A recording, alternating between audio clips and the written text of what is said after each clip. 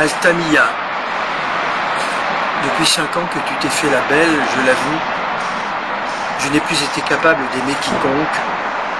Je confondais amis, ennemis et inconnus dans une haine dont je sentais la houle monter en moi chaque soir.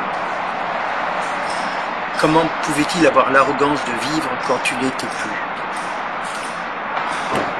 J'avais le réflexe de vomir ce monde et la masse des insensés qui le peuplent, dont je ne saurais m'exclure, d'en récuser jusqu'aux splendeurs les plus indéniables. J'y avais toujours vu un sérieux contingent de petitesse, de lâcheté, d'intérêt mal dissimulé, de paresse abyssale, d'ordure dûment estampillée, mais tu savais m'incliner à plus d'indulgence et surtout à plus d'amour. Tu connaissais mon contentieux avec l'espèce, Homo pseudo-sapiens.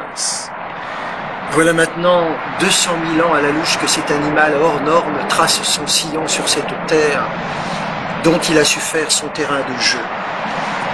Son terrain de jeu, J-E, serais-je tenté d'écrire.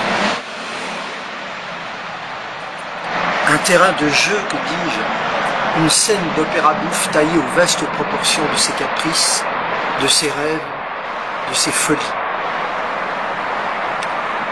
Durant ces 5 dernières années, je n'ai été qu'un idiot, au sens le plus littéral du mot.